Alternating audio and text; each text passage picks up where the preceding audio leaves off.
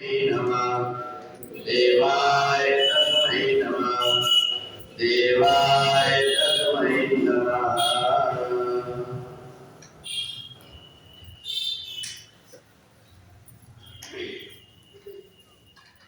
तीसरे अध्याय में कर्मयोग का वर्णन। नियतम कुरु कर्मत्वम कर्म ज्यायो हि कर्मणा शरीर यात्रा विख्यातेन प्रसिद्धेत कर्मणा। शरीर को कष्ट होगा ये सोच करके कर्म करना बंद करने वाला व्यक्ति अज्ञानी कहलाता है। शरीर के द्वारा जो कुछ भी हम कर्म करते हैं ये कर्म हमारे जीवन की रक्षा ही करते हैं, हमें सन्मार्ग की तरफ ले जाते हैं। इसलिए शरीर के द्वारा जो कुछ भी कर्म होते हैं उन कर्मों को पराधीन न होकर के स्वाधीन बनकर के रहने वाले व्यक्ति को ज्यादा आनंद मिलता है।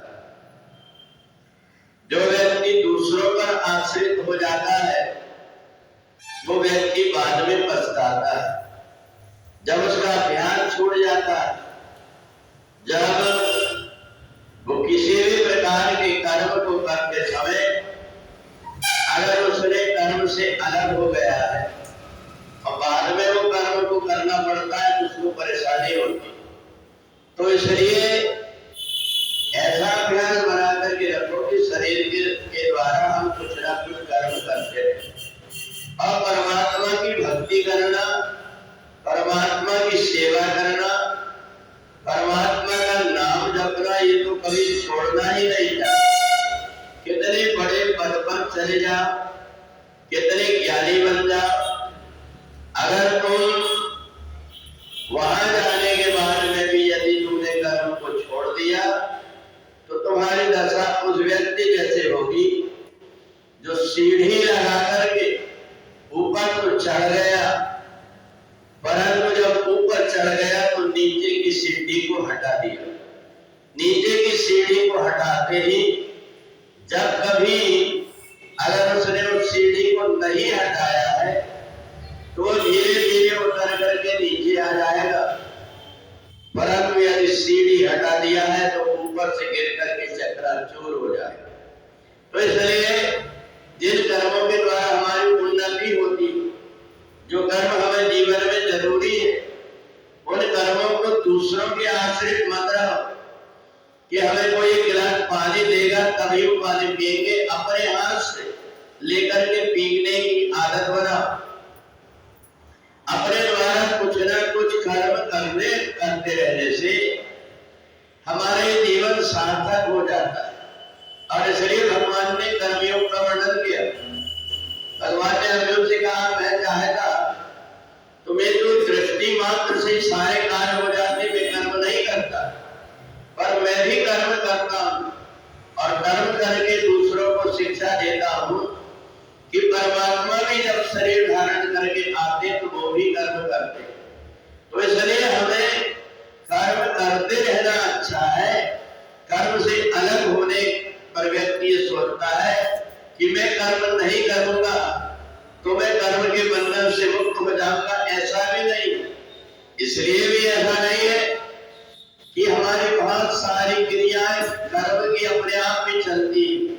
जब भाई अपने आप कभी भी आती है, हमें ले जाना ले, जब भाई आएगी, श्वास का चलना हमारा बंद नहीं होता, हमारी नाड़ियों का चलना, हृदय की धड़कन ये बंद नहीं होती। तो इसलिए जब शरीर अपना कार्य कर रहा है तो हम इंद्रियों को शिथिल क्यों बना लें। इंद्रियों के द्वारा कर्म करने की हम आदत बना करके रखेंगे तो हमें कर्म करने की आदत होने के कारण हम उस कार्य में कुशल भी हो जाएंगे। जो व्यक्ति कहता है कि हमने कभी चूल्हा नहीं जलाया, हमने कभी खिचड़ी तक नहीं बनाया, तो बाद में उसको पछताना पड़ता है जब कभी मौका आता है, इधर उधर भटकना पड़ता है। पर जो व्यक्ति सब कुछ जानते हुए भी पराधीन के जिम्मा न रहकर करके अपने काम स्वतः करने की आदत बना देता है, उस व्यक्ति को कर्म करने में दक्षता भी हो जाती है, बड़ी कुशलता से काम करने लगता है। हमारे भाग्य में जो कुछ है वो प्राप्त होगा, पर हम परमात्मा की भक्ति करके जो कुछ भी हम कर्म कर सकते हैं, जितनी हमारी सामर्थ्य है, जैसी बुद्धि है, जैसे शरीर के अंदर क्षमता है, इसके अनुरूप हम कर्म करेंगे। आगे का काम परमात्मा के ऊपर है। ऐसा छोड़ करके कर्मण्ये वाधिकारस्ते मां फलेषु कदाचन, फल मिले कुछ भी परंतु हम कर्म करेंगे। इस प्रकार से कर्म से जो बंधा हुआ होता है, वो राजा जनक जैसे, भगवान कृष्ण जैसे संसार में रह करके सहज में ही इन कर्मों के द्वारा मुक्ति को प्राप्त कर लेता है। बोले वृंदावन बिहारी लाल की।